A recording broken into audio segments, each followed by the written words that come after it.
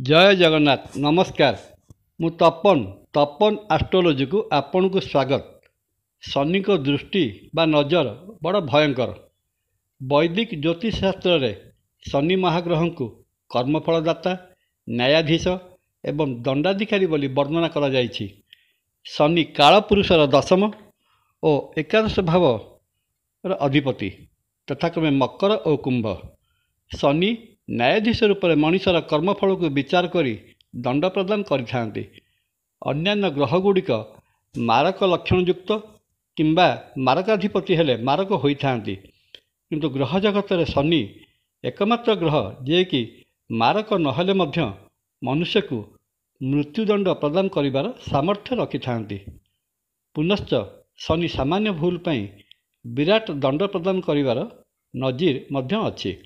एणु शनिकर ना शुणिले साधारणतः मन मध्य अहेतुक भय जागृत होता है। शनिकर अन्य नाम मंद बा धीर। सौरचक्र सभा शेष स्थान में रही सूर्य को प्रदक्षिण करुथिबारु राशिचक्र गोटे राशि को अतिक्रम करने शनि प्राय 2.5 वर्ष समय नहीं था। शनि गोचरीय गति राशिचक्र गति कला बेले जातकर चंद्र राशि व्यय लग्न और द्वितीय स्थान थिबा समय रे एहाकू शनिकर 7.5 चली बोली कहुए। यही शनि सप्ताह बा 7.5 भोग होता समय रे जातक कुंडली रे शनिकर शुभ बा अशुभ अवस्थिति एवं भोग होता दशार शुभत्वर परिमाण को नहीं शनि 7.5 प्रभाव संपर्क में फलादेश प्रदान करा जायଥାଏ। एहा सहित चंद्र लग्नर चतुर्थ और अष्टम स्थान में शनि भ्रमण करने समय रे शनि ढाइया चली बोली कहुए। अनुभूति जना जाइछि एही शनि सप्ताह बा ढाइया मनुष्य जीवन में बेस पीड़ादायक होइथिबा बेले मनुष्य को तार कर्मफल प्रदान करी पुणी भल रास्ता को आनिबारे बहुत उपयोगी साब्यस्त होइଥାଏ। शनि मंगल का राशि मेषरे नीच और शुक्र राशि तुला उच्च होता है। शनिकर रंग कला। मंगल राशिचक्र प्रथम मेष और अष्टम बिछा राशि अधिपति। ज्योतिषशास्त्र रे मंगल महाग्रह को सेनापति रूप में दर्शा जाइछि। मंगल महाग्रह को साहस, शक्ति और पराक्रम भावर प्रतीक रूप में देखा जाए। उग्र स्वभावर यही मंगल ग्रहर उत्पत्ति पौराणिक तथ्य अनुजाई भगवान शिवଙ୍କ झाड़ू सृष्टि होइछि। कथित अछि भगवान शिव अंधकासुर संगर युद्ध करने समय तांको देहरु निर्गत 2 बुंदा झाड़ पृथ्वी उपर पड़ता एवं सेहितुरु मंगल महाग्रह जन्मग्रहण करथिले। सेथिपई मंगल को भूमिपुत्र मध्य कहुए। मंगल जातक शुभ भाव अवस्थान करथिले नेतृत्व प्रदान करिଥାଏ। जातक को साहसी और निर्भीक करने सहित जेकोसी परिस्थितिर सामना करने को बल प्रदान करिଥାଏ। एहा व्यतीत व्यक्ति को शासन गादी मध्य प्रदान करिଥାଏ। मंगल शनिकर राशि मकर राशि उच्च होता है एवं कर्कट राशि यार नीच राशि। मंगल का रंग लाल। मंगल शुभ भाव जातक अवस्थान करथिले व्यक्ति बहुत लोक को सांगर नहीं नेतृत्व देवार सफल होता है। तो अशुभ थे भयालु एवं सर्वदा शंकाकूल हो रही है।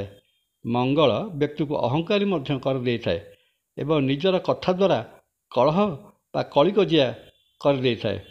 मंगल महाग्रहंकर सबुठ बड़ कथा है मंगल शुभ थे पारिवारिक जीवन सुख शांति और हर्ष उल्लास कटि थाए। तो मंगलर अशुभ स्थिति वैवाहिक जीवन में झड़ बा अशांति आनी थाए। छाड़पत्र दियाना ठार आरंभ करी समय समय अशुभ मंगल पति बा पत्नीर विनाश कर देइଥାଏ। अन्य अर्थरे कहबाकू गले मंगल महाग्रह पारिवारिक जीवन में सर्व अमंगल कारण होता है।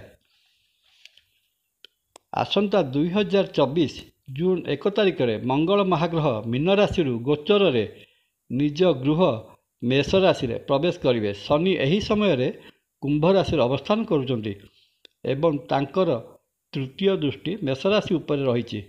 एठारे कही रखियाकू हेब शनिकर 3 गोटी दृष्टि रही। अर्थात शनि राशिचक्र जो स्थान अवस्थान करती सेठारु तृतीय, सप्तम और दशम स्थान को पूर्ण दृष्टि देई थांती। उभय शनि और मंगल परस्पर विरोधी ग्रह। ଶନି ବାୟୁକାରକ ଓ ମଙ୍ଗଳ ଅଗ୍ନିକାରକ ଗ୍ରହ। ତେଣୁ ଶନିଙ୍କର ଦୃଷ୍ଟି ମଙ୍ଗଳଙ୍କ ରାଶି ମେଷ ଓ ମଙ୍ଗଳ ଗ୍ରହ ଉପରେ ପଡ଼ିଲେ ପ୍ରବଳ ବିସ୍ଫୋରଣ ହେଲା ପରି ମେଷ ରାଶିରେ ଅବସ୍ଥା ଅନୁଭୂତ ହେବ। ଏହି ସମୟରେ ମେଷ ରାଶି ଓ ମେଷ ଲଗ୍ନର ବ୍ୟକ୍ତି ତଥା ଜାତକ ଚକ୍ରରେ ମେଷ ରାଶିରେ ଥିବା ଗ୍ରହ ଏବଂ ବ୍ୟକ୍ତିବିଶେଷଙ୍କ ଜୀବନରେ ଅଭୂତପୂର୍ବ ଝଡ଼ ସୃଷ୍ଟି ହେବ। ଆକ୍ସିଡେଣ୍ଟ, ଅଗ୍ନିଭୟ, ପଦହାନି, ମର୍ଯ୍ୟାଦାହାନି, ଚୌରଭୟ ତଥା ପାରିବାରିକ ବିଶୃଙ୍ଖଳା ଭଳି ବଡ଼ ବିଷମ ସମସ୍ୟା ଦେଖାଦେବ। ଏହାଛଡ଼ା କୁମ୍ଭ ରାଶିସ୍ଥ ଶନିଙ୍କ ସପ୍ତମ ଦୃଷ୍ଟି ସିଂହ ଓ ଦଶମ ଦୃଷ୍ଟି ବିଛା ରାଶି ଉପରେ ରହୁଥିବାରୁ ଏହି ରାଶିର ଲଗ୍ନ, ଚନ୍ଦ୍ରଲଗ୍ନ ଏବଂ ରାଶି ଦ୍ୱାରେ ଅବସ୍ଥାନ କରୁଥିବା ଗ୍ରହଗୁଡ଼ିକ ମଧ୍ୟ ବେଶ୍ ପ୍ରଭାବିତ ହେବେ। ବିଶେଷତଃ ମଙ୍ଗଳ ମହାଗ୍ରହ ଏବଂ ମଙ୍ଗଳଙ୍କ ରାଶି ମେଷ ଓ ବିଛା ଉପରେ ଶନିଙ୍କର ଦୃଷ୍ଟି ଉଭୟ ରାଶିଦ୍ୱୟଙ୍କ ଉପରେ ବଡ଼ ବେଦନାଦାୟକ ପ୍ରଭାବ ପକାଇବ।